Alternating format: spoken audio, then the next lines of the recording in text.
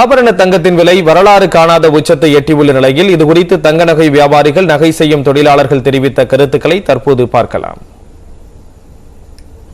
இது சவரன் 5000 ரூபாய் கிட்ட டிஃபரன்ஸ் வருது போன வருஷத்துக்கு இந்த வருஷத்துக்கும். அதனால பாத்தீங்கன்னா இப்போ மக்கள் பொருள் எடுக்கிறதுக்கு யோசிக்கிறாங்க.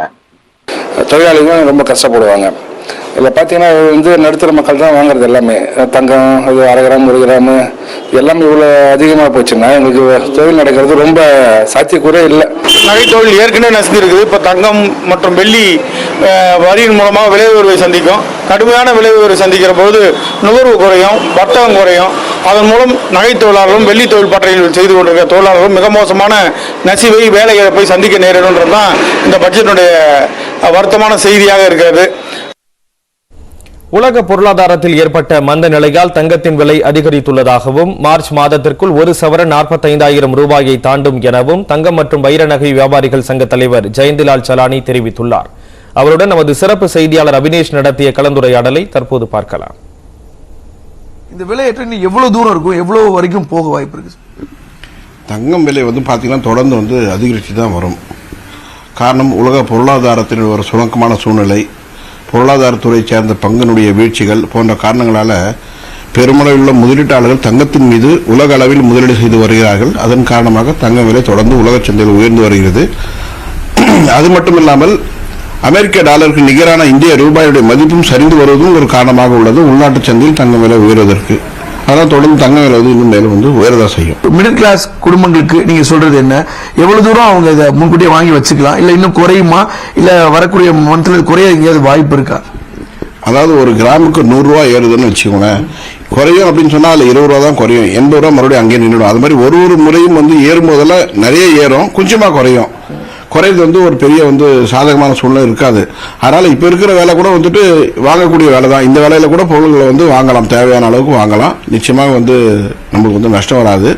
ரெண்டாவது, இன்னும் பாத்தீங்கன்னா மிக விரைவாக இந்த 44,000 கடந்து தங்கம் ஒரு சவரன் 45,000 மார்ச்சுக்குள்ள கடந்து போயிடும். சென்னையில் 12,000 பணம் கேட்டால் ஏடிஎம் இயந்திரம் ஒன்று 20,000 ரூபாய் கொடுத்துள்ளது. சென்னை அம்பத்தூரில் ஏடிஎம் எந்திரத்தில் கூடுதல் பணம் வந்ததால் வாடிக்கையாளர்கள் இன்ப அதிர்ச்சி அடைந்தனர். அம்பத்தூர் பழைய சிடிஹெச் சாலையில் இந்தியன் வங்கிக்கு சொந்தமான ஏடிஎம் மையம் உள்ளது. இதில் காலையில் 8,000 ரூபாய் பணம் எடுக்க முயன்ற பாலசுப்ரமணி என்பவருக்கு கூடுதலாக 12,000 ரூபாய் வந்துள்ளது. இன்னைக்கு காலையில் நான் ஏடிஎம்ல இந்தியன் பேங்க் ஏடிஎம்ல விட்ரால் பண்ணுறதுக்காக வந்தேன், 8,000 ருபீஸ். பட் நான் இங்கே ஒரு க்ரௌடாக தான் இருந்தது. நான் 8,000 ரூபாய் எடுத்தேன், ஆனால் எனக்கு கிடைச்சது 20,000 ரூபாய் கிடைச்சது. திருமலை வாயிலைச் சேர்ந்த சந்திரசேகர் என்பவரும் 8,000 ரூபாய் எடுக்க முயன்ற போது 20,000 கிடைத்துள்ளது. எனக்கு அதே மாதிரி போட்டு 20,000 போட்டா ஃபர்ஸ்ட் போட்டா வரல, ரெண்டாவது 8,000 போட்டா 20,000 வருது.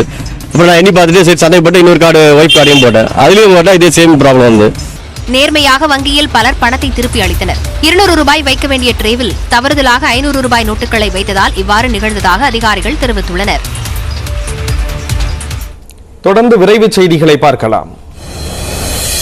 காப்பு காடுகளை சுற்றி குவாரி நடவடிக்கைகள் மேற்கொள்ள விதிக்கப்பட்டிருந்த தடையை தளர்த்தி பிறப்பிக்கப்பட்ட அரசாணைக்கு எதிராக தொடரப்பட்ட வழக்கில் அரசு பதிலளிக்க வேண்டும் என சென்னை உயர்நீதிமன்றம் உத்தரவிட்டுள்ளது. தமிழ்நாட்டில் தேசிய பூங்காக்கள், சரணாலயங்கள், காப்பு காடுகள் அமைந்திருக்கும் பகுதிகளை சுற்றி 1 கிலோமீட்டர் தூரத்துக்கு குவாரி நடவடிக்கைகள் மேற்கொள்ளக்கூடாது என கடந்த 2021ஆம் ஆண்டு அரசாணை பிறப்பிக்கப்பட்டது. இந்நிலையில் 2022ஆம் ஆண்டு கனிமவள விதிகளில் திருத்தம் கொண்டுவரப்பட்டு காப்பு காடுகளில் குவாரி நடவடிக்கைகளுக்கு விதிக்கப்பட்ட கட்டுப்பாடுகளை தளர்த்தி அரசாணை பிறப்பிக்கப்பட்டது. இதை எதிர்த்து மாற்று இந்தியா என்ற அமைப்பு சென்னை உயர்நீதிமன்றத்தில் தொடர்ந்த வழக்கில் இந்த அரசாணையால் காப்பு காடுகளை சுற்றி மீண்டும் குவாரி நடவடிக்கைகள் மேற்கொள்ளப்படும் எனவும், இதனால் சுற்றுச்சூழல் மட்டுமின்றி வனவிலங்குகளும் பாதிக்கப்படும் என்பதால் இந்த அரசாணையை ரத்து செய்ய வேண்டும் எனவும் மனுவில் கூறப்பட்டிருந்தது. இந்த மனுவை விசாரித்த நீதிபதிகள் இது தொடர்பாக மார்ச் 2ஆம் தேதிக்குள் பதிலளிக்கும்படி தமிழ்நாடு அரசுக்கு உத்தரவிட்டு விசாரணையை தள்ளி வைத்தது. தைப்பூச திருவிழாவை முன்னிட்டு நெல்லையிலிருந்து ஏராளமான பக்தர்கள் திருச்செந்தூருக்கு பாத யாத்திரை மேற்கொண்டு வருகின்றனர். வருகின்ற 5ஆம் தேதி தைப்பூச விழா கொண்டாடப்பட இருக்கக்கூடிய நிலையில் பக்தர்களாக காட்சியளிக்கக்கூடிய திருநெல்வேலி நகர்பகுதி முருகனின் அறுபடை வீடுகளில் 2ஆம் படை வீடான திருச்செந்தூர் சுப்பிரமணிய சுவாமி கோவிலுக்கு தென்காசி, நெல்லை மாவட்டங்களில் இருந்து பக்தர்கள் காவடி எடுத்தும் அலகு குத்தியும் பாத யாத்திரையும் மேற்கொண்டுள்ளனர். அப்போது நெல்லை மாவட்ட ஆட்சியர் அலுவலகம் அருகே தாமிரபரணி ஆற்றில் நீராடியும் அங்குள்ள மரங்களுக்கு கீழ் ஓய்வெடுத்தும் சென்றனர். 41 நாள் விரதம் இருந்து ரெகுலராக போயிட்டு இருக்கோம்னா நல்லா இருக்குது, சிறப்பாக இருக்குது. அந்த அளவுக்கு வளர்ச்சி முருகப்பெருமான் கொடுத்துருக்காரு. அதனால இன்னும் மேலே பள்ளியை நல்லா வளர்ச்சி வரணுங்கிறதுக்காண்டி தான் இந்த வேண்டுதல். ஆமாம், காவடி எடுக்கிறோம்னா.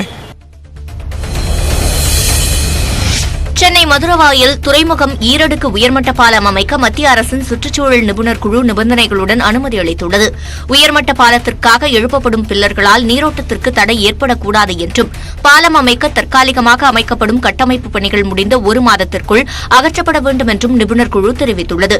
மேலும் கட்டுமானத்தின் போது அகற்றப்படும் கழிவுகளை நீர்நிலையிலோ அல்லது அதற்கு அருகிலோ கொட்டக்கூடாது உள்ளிட்ட நிபந்தனைகளுடன் நிபுணர் குழு அனுமதி வழங்கியுள்ளது. 5800 கோடி ரூபாய் மதிப்பிலான இந்த திட்டத்திற்கு அனுமதி வழங்கப்பட்டுள்ள நிலையில் அடுத்த 30 மாதங்களுக்குள் பணிகளை முடிக்க தமிழ்நாடு அரசு திட்டமிட்டுள்ளது. மதுரையில் இந்து மக்கள் கட்சி பிரமுகரும் நகைக்கடை உரிமையாளருமான மணிகண்டன் கொலை செய்யப்பட்ட வழக்கில் ஏட்டு உட்பட 7 பேர் கைது செய்யப்பட்டனர்.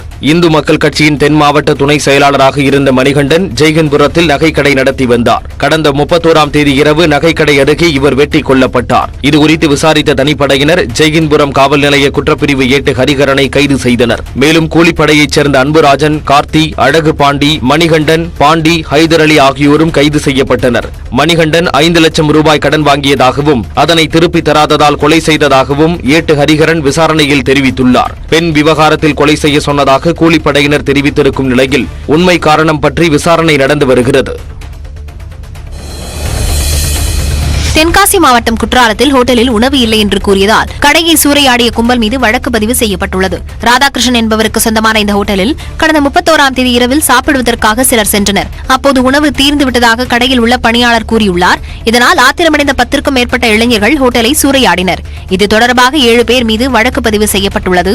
இந்நிலையில் அந்த கும்பல் ஹோட்டலை சூறையாடிய சிசிடிவி காட்சி வெளியாகியுள்ளது.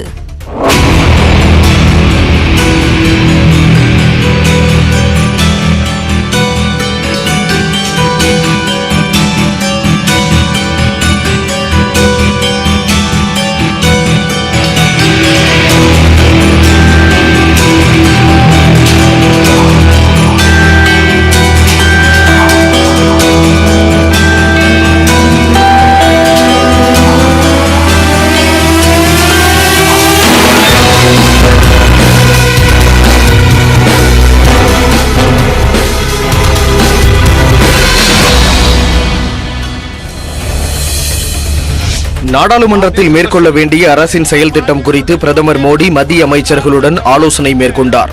நாடாளுமன்ற பட்ஜெட் கூட்டத்தொடரின் 3ஆம் நாள் அமர்வு இன்று தொடங்கியது.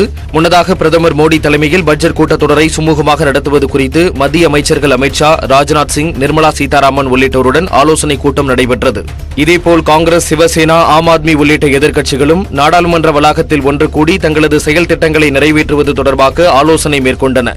அப்போது ஹிண்டன்பர்க் அறிக்கை, பங்குச்சரிவு உள்ளிட்ட பல்வேறு முக்கிய பிரச்சினைகள் குறித்து நாடாளுமன்றத்தில் கேள்வி எழுப்ப முடிவு செய்யப்பட்டது. தொடர்ந்து நாடாளுமன்ற கூட்டத்தொடர் சுமூகமாக செயல்பட எதிர்க்கட்சிகள் ஒத்துழைப்பு வழங்க வேண்டும் என நாடாளுமன்ற விவகாரத்துறை அமைச்சர் பிரகலாத் ஜோஷி கேட்டுக் கொண்டார்.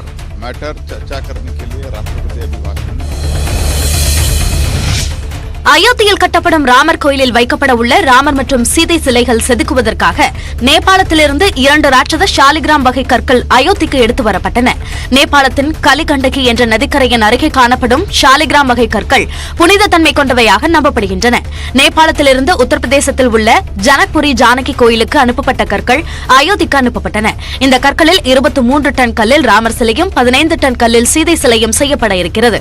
அடுத்த ஆண்டு ஜனவரியில் கோயில் கட்டுமான பணிகள் நிறைவடைய உள்ள சூழலில் ஷாலிகிராம் வகை கற்கள் வந்ததை பக்தர்கள் காத்திருந்து வணங்கி சென்றனர். முதலீட்டாளர்கள் நலன் கருதியே பங்கு வெளியீட்டு திட்டத்தினை பின்வாங்கியதாக பிரபல தொழிலதிபர் கௌதம் அதானி தெரிவித்துள்ளார். FPO எனப்படும் தொடர் பங்கு வெளியீட்டின் மூலம் கடந்த 27ஆம் தேதி முதல் 20,000 கோடி ரூபாய் நிதி திரட்ட அதானி என்டர்பிரைசஸ் நிறுவனம் திட்டமிட்டது. ஆனால் அதற்குள் அமெரிக்க நிறுவனமான ஹிண்டன்பர்க் அதானி குழுமத்தின் மீது அடுக்கடுக்கான குற்றச்சாட்டுகளை முன்வைத்தது. இதனால் அதானி குழும பங்குகள் விலை கடுமையாக வீழ்ந்தன. இருப்பினும் கூட 112 விழுக்காடு அளவுக்கு அதானி குழும FPO பங்குகளில் முதலீட்டாளர்கள் பணத்தை முதலீடு செய்தனர். ஆனால் பங்குச்சந்தை நிலைமை சரியில்லாததால் பெற்ற முதலீடுகளை திரும்ப அளிப்பதாக கௌதம் அதானி தெரிவித்துள்ளார். For me, the interest of my investor is paramount and everything is secondary. பீகாரில் 12ஆம் வகுப்பு தேர்வு அறையில் 322 மாணவிகளுக்கு மத்தியில் ஒரே நபராக தேர்வு எழுதிய மாணவர் பதற்றத்தில் மயங்கி விழுந்தார். நாலந்தா மாவட்டத்தில் பிரில்லியன் ஸ்கூல் என்ற பள்ளியில் 12ஆம் வகுப்புக்கான தேர்வுகள் நடத்தப்பட்டன. இதில் பங்கேற்க மணிசங்கர் என்ற மாணவர் சென்றார். தேர்வு அறையில் தன்னை தவிர அனைவரும் மாணவிகள் என்பதால் பதட்டமடைந்த மணி ஒரு கட்டத்தில் மயங்கி விழுந்தார். மயங்கி விழுந்தவருக்கு மருத்துவமனையில் காய்ச்சலும் ஏற்பட்டது. மாணவனுக்கு தற்போது சர்தார் மருத்துவமனையில் சிகிச்சை அளிக்கப்படுகிறது.